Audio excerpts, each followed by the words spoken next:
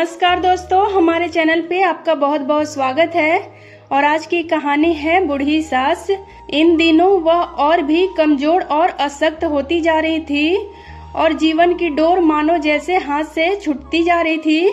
वह अक्सर यह जुमला दोहराती कि अब भला मुझ बुढ़िया से किसको क्या मतलब, इसलिए मेरे बीमार पड़ने से किसी को क्या फर्क पड़ता है। और यह सब सुनकर उनकी बहू का बड़बड़ाना चालू हो जाता था। ज्यादा किचकिच मत करो बुढ़िया, जितना कर रही हूँ उतना बहुत है। इनकी तो आदत ही है कि पहले सबके सामने खूब काम करने का बहाना करेंगी, सबसे तारीफें बटोरेंगी और उसके बाद बीमार होने का नाटक करके सबसे सहानुभूति लेंगी। इनके तो दोनों ही हाथ में लड्डू हैं। तो इस पर पवन ने दबे स्वर में बोला, ऐसा नहीं है माँ, सच में बहुत थक जाती है। उन्हें इतना काम करने की आदत नहीं है और ऐसे भी वो तुम्हारी मदद करने के लिए ही इतना काम करती है। तुम ऐसा मत सोचो कि वह सहानुभूति या प्रशंसा पाने के लिए काम करती है। और इधर भैया भाभी के कमरे से आती हुई आवाज से जिया के कदम रुक गए। वह सुबह जल्दी उठकर माँ के लिए मसाले वाली चाय बनाकर ले जा रही थी। उसका तो मन किया कि अभी जाकर उन दोनों को खूब खरी खोटी सुनाए, पर अभी सुबह सुबह वह कोई हंगामा नहीं खड़ी करना चाहती थी। इसलिए बड़े ही एहतियात से बिना चप्पल की आवाज किए वह देवकी जी के कमरे की तरफ बढ़ गई। जिया जब माँ के कमरे में आई तो माँ उठ चुकी थी और फ्रेश भी हो चुकी थी। पहले का अवसर होता तो देवकी बिना नहाए और ठाकुर जी की पूजा किए हुए मुंह में पानी भी नहीं लेती, पर अब बीमार शरीर इतना लाचार होता जा रहा था कि सारे नियम, व्रत, उपवास को दरकिनार करना पड़ रहा था। लो माँ, आपके लिए गर्मा गर्म चाय। माँ हौले से मुस्कुराई, पर उनके निस्तेज चेहरे और गले की उभरी नसों को देखकर उनकी कमजोरी और हालत का पता आसानी से लगाया जा सकता था। जिया के सामने एक बारगी माँ का वो दबदबाया रूप सामने आ गया। कितना अच्छा स्वास्थ्य हुआ करता था माँ का और अब कैसी हड्डियों का ढांचा बनती जा रही है। मुश्किल से उम्र के 7वें दशक में प्रवेश किया होगा देवकी जी ने, पर अभी उन्हें देखकर महीनों की बीमार लग रही थी। जब माँ चाय पीते हुए एक बार कमर सहलाते हुए कराहने लगी, तब जिया के मुंह से निकल गया, मैं तो पहले ही कहती थी कि ज्यादा काम मत करो, नहीं तो बीमार पड़ जाओगी। और अपनी लाडली बेटी के मुंह से डांट के बोल सुनकर जहां एक तरफ देवकी जी को यह एहसास हो रहा था कि उनकी बेटी उनको कितना प्यार करती है, वहीं उन्हें इस बात का भी मलाल था कि उनको यह काम मजबूरी में करना पड़ रहा था और उनकी बहू को उनके हालत की तनिक भी परवाह नहीं थी। पर देवकी जी जिया से बोली, क्या करूं, अगर काम नहीं करूंगी तब सब कहेंगे कि ये अब बूढ़ी हो गई है और अब यह किसी काम की नहीं रही और मेरे बीमार पड़ने से किसी को क्या फर्क पड़ेगा। अच्छा, और ऐसा कौन कहेगा, जरा मैं भी तो सुनूं। जिया ने पूछा तो देवकी जी ने मौन साध लिया। दरअसल जिया शादी के बाद यह तीसरी बार मायके आई थी और हर बार अपनी माँ को पहले से कमजोर ही देखती जा रही थी। उल्टा उसने तो सोचा था कि भैया की शादी के बाद माँ को थोड़ा आराम मिलेगा, और संयोग कुछ ऐसा हुआ था कि जिया की शादी के ठीक 2 महीने बाद ही उसके भैया पवन की भी शादी हो गई थी। वैसे देवकी जी दोनों बच्चों की शादी कराकर एक तरह से खुद को बहुत हल्का महसूस कर रही थी। जिया की शादी तो उसके पिताजी ही तय करके गए थे। हाँ, पवन ने अपनी पसंद की लड़की नैना से शादी करने की जिद की थी और नैना उसके ऑफिस में काम करती थी। एक ही शहर में होने की वजह से उनका मिलना जुलना जब बाहर ज्यादा होने लगा, तब देवकी जी ने भी उन दोनों की शादी जल्दी कराना ही ठीक समझा। वैसे तो नैना अच्छी लड़की थी, पर घर का काम करने से बड़ा कतराती थी और सास के किए गए काम का मोल समझने के बजाय इसे ग्रांटेड लेती थी। जिया की सहेली मीना उसके घर के पास ही रहती थी और उसी ने उसे बताया था कि तुम्हारी भाभी तुम्हारी माँ से बहुत काम करवाती है, जिसके कारण अक्सर आंटी जी बीमार रहती हैं। पर जब जिया मायके आती तो ज्यादातर काम नैना को ही करते देखती। तब उसे भी भाभी और भैया की बात सच लगती कि वह दोनों माँ को ज्यादा काम नहीं करने देते हैं और माँ अपनी मर्जी से खुद को व्यस्त रखने के लिए काम करती रहती हैं। पर जब मीना ने फिर से वही बात दोहराते हुए कहा कि इधर कुछ दिनों से आंटी दिखाई नहीं दे रही और वॉक पर भी नहीं आ रही है, लगता है बीमार है। तब जिया को माँ की बहुत चिंता हुई और इधर फोन पर माँ की आवाज में थकावट साफ झलक रही थी। फिर मीना ने बातों बातों में जिया को फिर से बताया था कि आंटी जी का काम इतना बढ़ गया है कि अब वह सुबह की सैर को भी नहीं आ पाती।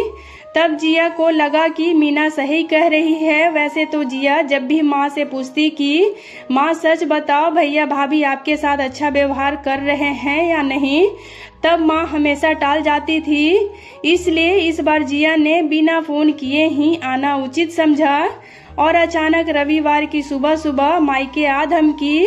वह चुपके से आई तो देखती क्या है कि भाभी अभी सो रही है और भैया दूध लाने गए हैं और उतनी सुबह माँ रसोई में चाय नाश्ते की तैयारी से पहले रसोई की साफ सफाई कर रही थी और माँ को सर्दी भी हो रखी थी। पूस की कड़कड़ाती ठंड में अपने आप को शॉल से लपेटकर जिस तरह से माँ किचन में काम कर रही थी, जिया को वह देखकर बहुत ही दया आ गई।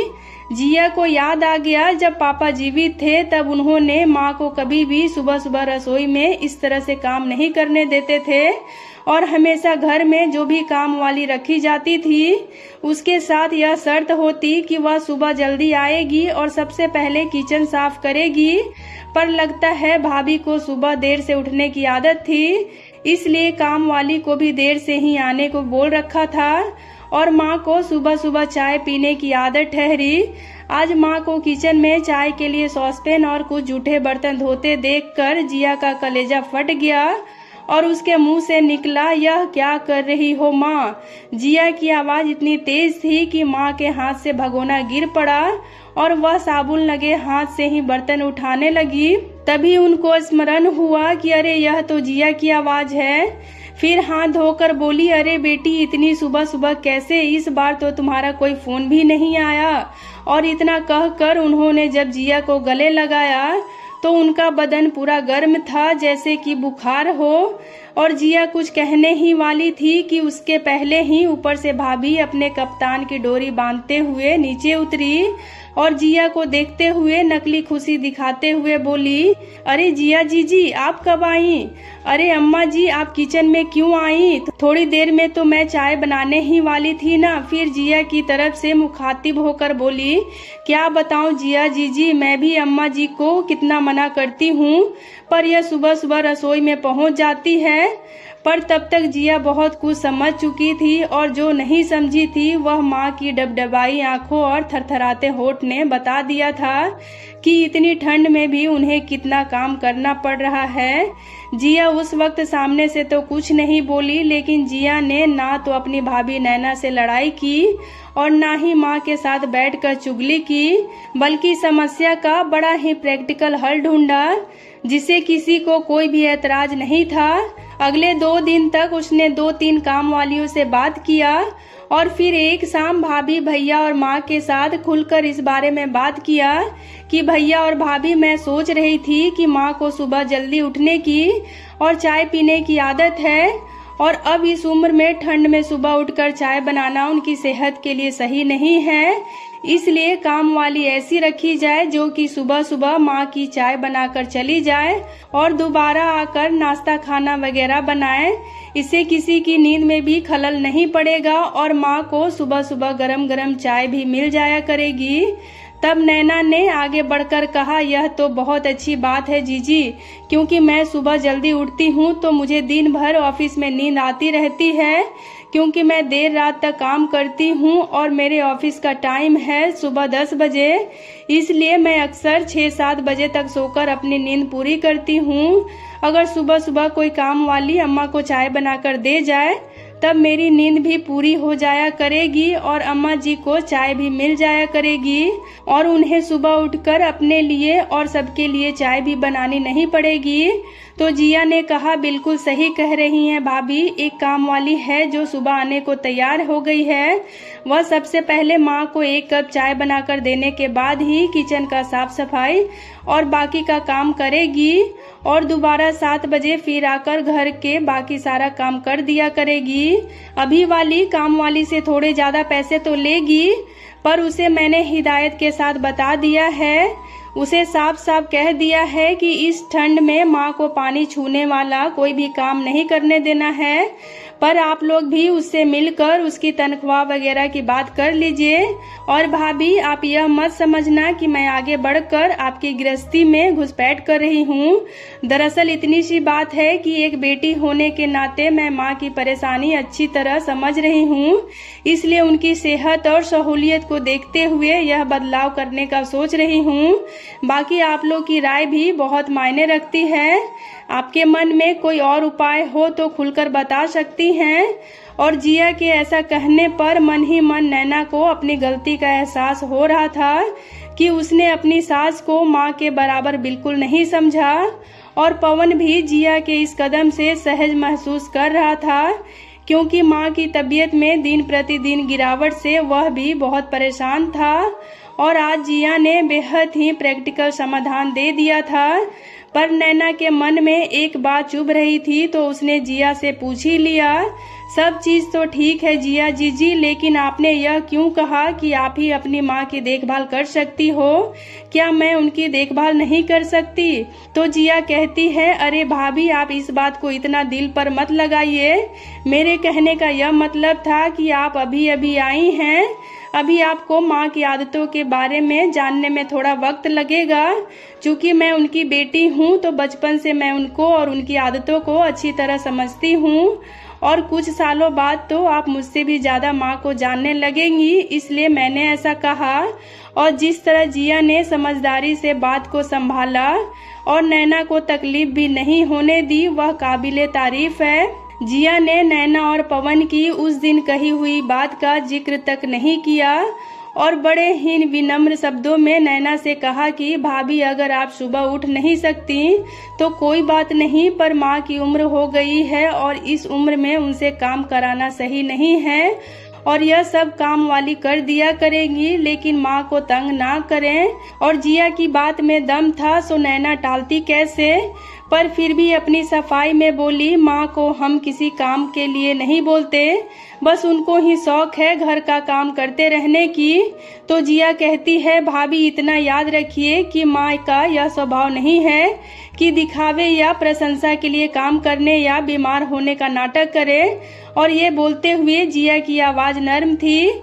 जब उसने भाभी की आंखों में शर्मिंदगी के भाव देखे तो माहौल को हल्का बनाते हुए मुस्कुराकर बोली, जो बोला जाए और सामने बोला जाए। फिर जिया बोली, कम से कम सास बहू की लड़ाई तो देखने मिलेगी, यूं शीत युद्ध से क्या हासिल होने वाला। और जिया की इस बात पर सब हंस पड़े। अगले दिन नई काम वाली को जिया ने अच्छी तरह समझा दिया कि किस तरह उसे सुबह साफ सफाई से चाय बनाकर 2 मीठे और 2 नमकीन बिस्किट के साथ माँ को देनी है। जैसे जिया आज तक अपने पापा को देखती आई थी कि वह कैसे माँ को राजरानी की तरह ट्रीट करते थे। घर में सुबह सुबह काम वाली के आने से अब देवकी जी को बहुत आराम रहने लगा था। जिया की समझदारी से बिना झगड़ा किए और बिना बात बढ़ाए ही समस्या का समाधान भी हो गया था और देवकी जी की तबीयत भी ठीक रहने लगी और घर में खुशहाली भी बनी रही।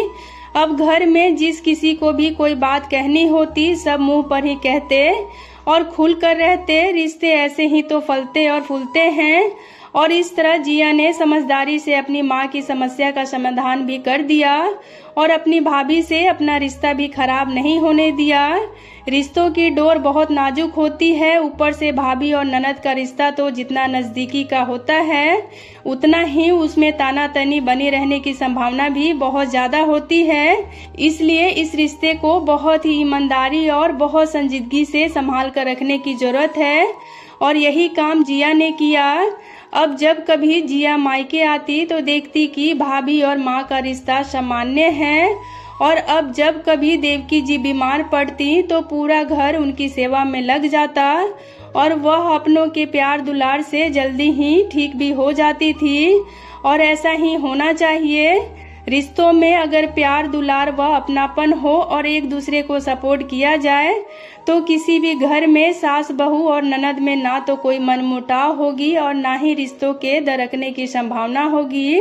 तो दोस्तों उम्मीद करती हूँ आपको आज की ये कहानी काफी पसंद आई होगी। तो अगर आपको ये कहानी पसंद आए तो वीडियो को लाइक और चैनल को सब्सक्राइब करना बिल्कुल भी ना भूलें, और हो सके तो इसे अपने फैमिली और फ्रेंड्स के साथ शेयर भी करें। और आपको ये कहानी कैसी लगी मुझे कमेंट करके ज़रूर बताएं। वीडियो में अंत तक बने रहने के लिए आपका बहुत बहुत धन्यवाद।